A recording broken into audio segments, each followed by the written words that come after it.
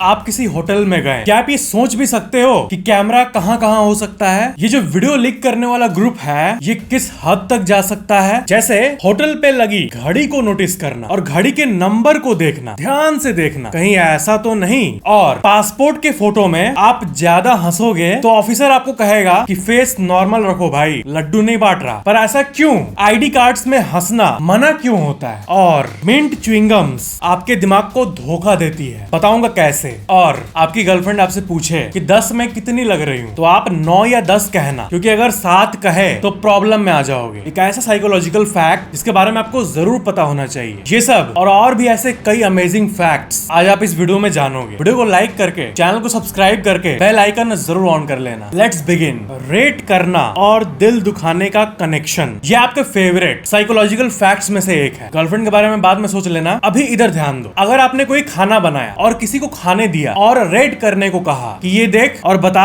10 में कितने मार्क्स देगा, तो अगर जवाब में 9 या 10 आया तो समझ जाना सामने वाले इंसान को पसंद आया। पर अगर 10 में से कोई 6-7 बोले तो समझ जाना कि वो कहना चाहता है नॉट इंटरेस्टिंग। किसी को अगर 10 में से 4 रेट करना होगा तो ज्यादातर लोग 4 कभी मुंह पर नहीं बोलेंगे, दिल रखने के लिए। इसका मतलब कोई 10 में से 6-7 रेट करे तो समझ जाना कि सामने वाले को पसंद नहीं आया है। किसी को 3-4 रेट करना होगा तो वो सामने वाले को 7 ही कहेगा, ताकि मेडियोक्रिटी भी फील हो जाए और सामने वाले को बुरा भी ना लगे। समरी ये है, आपके किसी काम को 10 में से 6 रेट करे तो समझ जाना खराब है। 10 में से 2 रेट करे तो समझ जाना बहुत हेट है। 10 में से 9 या 10 रेट करे तो समझ जाना पसंद आया है। आपके मुंह के अंदर मौजूद एक धोखा। जब आप मिंट वाला च्युइंगम खाते हो तब आपको मुंह में ठंडा लगता है, पर क्या मुंह असल में ठंडा हो जाता है? मिंट च्युइंगम चबाने के बाद जब आपको ठंडा महसूस होता है तब आप अपने मुंह को छूना, आप ये नोटिस करोगे कि मुंह के अंदर छूने से तो स्किन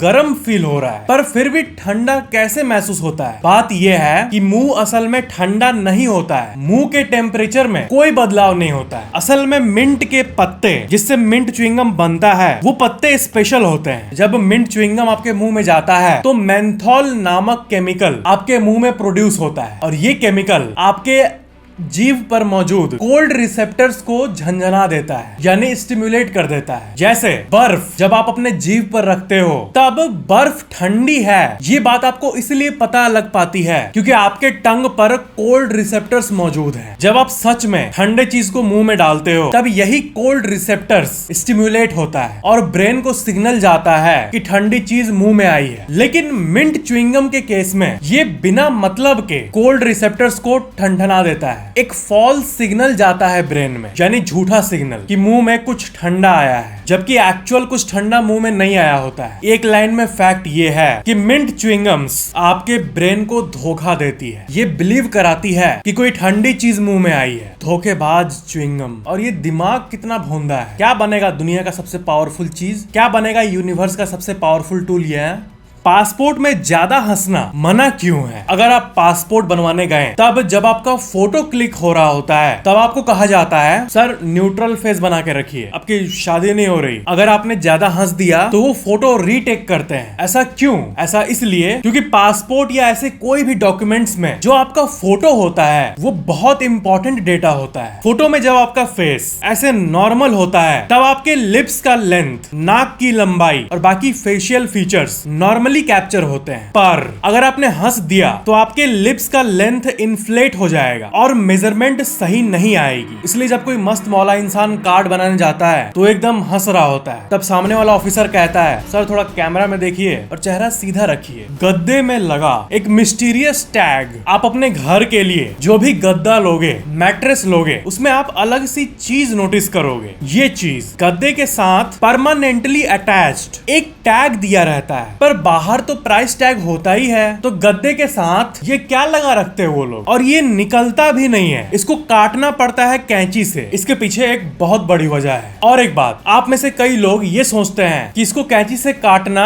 इल्लीगल है। इस परमानेंटली अटैच टैग को काटने के बाद आप जेल चले जाओगे, ऐसा मानना है कई लोगों का। ये पार्शियली ट्रू है। इस टैग को काटना इल्लीगल है असल में, पर दुकानदार के लिए, कस्टमर के लिए नहीं। इन टैग्स को दुकानदार नहीं नहीं हटा सकता, पर कस्टमर मैट्रेस खरीदने के बाद इसको रिमूव कर सकता है, कैंची से काट कर फेंक सकता है। अब ये टैग होते क्यों हैं ये जानते हैं। पहले के समय में गद्दे बनाने वाली कंपनीज अपना प्रॉफिट बढ़ाने के लिए कुछ भी करते थे। गद्दों के अंदर होता था कुछ और बोल के बेचा जाता था कुछ और। कहा जाता था इसके अंदर इंटरनेशनल जर्मनी का ये फोम लगा हुआ है, पर होता था नारियल का छिलका, हॉर्स का बाल वगैरह। फिर एक नियम आया जिसके तहत वो जो कस्टमर को नहीं दिखता, यानी इसके अंदर क्या है, वो कंटेंट्स कंपनीज को परमानेंट टैग में लिखना होगा ताकि सब कुछ ट्रांसपेरेंट रहे। और कभी अथॉरिटीज ने चेक किया तो जो टैग में लिखा है वही अंदर हो, और इसलिए ये परमानेंट टैग का नियम आया। ज्यादातर लोग इस टैग को नहीं काटते, ऐसे ही पड़ा रहता है, पर इसका रीजन आपने जान लिया। क्या है कि जब तक मैट्रेस फट न जाए तब तक आप अपने आंखों से देख नहीं पाते हो कि इसके अंदर क्या है। तो ये टैग आपको अंदर की कंटेंट जानने में मदद करता है। टूथपेस्ट का केमिकल या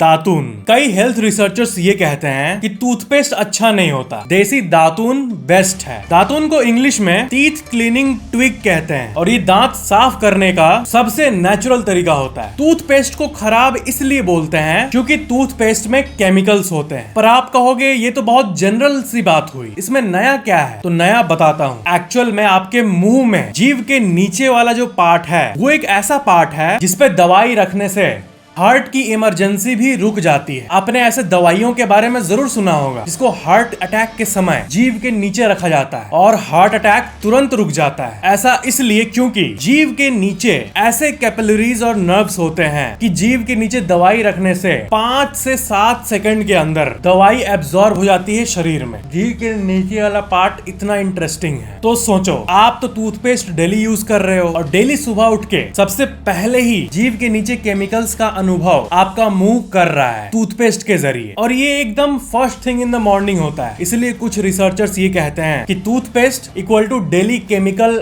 एब्जॉर्प्शन इन स्मॉल अमाउंट्स। अब बात ये है कि आप टूथपेस्ट से ब्रश करना कल ही तो छोड़ नहीं सकते हो, प्रैक्टिकली पॉसिबल है ही नहीं। आप बस ये कर सकते हो कि कम से कम केमिकल वाला टूथपेस्ट जो नेचर के सबसे करीब हो उसे यूज करो, तो बॉडी जितना अभी हेल्दी है आपका उससे ज्यादा हेल्दी रहेगा। The mystery of died suddenly. Died suddenly उस इवेंट का नाम है जब कोई इंसान अचानक से मर जाता है। कोई बीमार इंसान है, उसकी मौत हुई तो लॉजिक और सेंस बनाता है, पर इंसान अगर पूरा फिट है, मेडिकल चेकअप रेगुलर कराता है और सब कुछ नॉर्मल आता है, वो इंसान अचानक से मर जाए, इसी इवेंट को डाइड सडनली कहा जाता है। और ये केसेस दिन ब दिन बढ़ते जा रहे हैं। डाइड सडनली के अंदर sudden heart attack, sudden brain haemorrhage, ऐसी चीजें आती है। पर एक टेक्निकली मेडिकली फिट इंसान में भी अचानक से स्ट्रोक और हार्ट अटैक कैसे आ सकता है? इन इवेंट्स का पूरा क्रेडिट आजकल के अनहेल्दी खानों को दिया जा रहा है, यूथ के अल्कोहल एडिक्शन को दिया जा रहा है, और सबसे बड़ी बात बॉडी बिल्डर्स के स्टेरॉइड्स को दिया जा रहा है। बॉडी बनाने के लिए स्टेरॉइड कभी मत लेना। इधर दिमाग में 6 पैक्स बनाओ, लाइफ में सब अट्रैक्ट होगा। Meeting each and every person on the planet. इस दुनिया में टोटल 800 करोड़ लोग हैं और आप 365 यानी एक साल इंटू 100 कर लो, यानी 36,500 दिन जीने वाले हो। तो 800 करोड़ को 36,500 से डिवाइड करोगे, इसका मतलब अगर आप रोज हर एक दिन 2 लाख लोगों से मिलोगे तब भी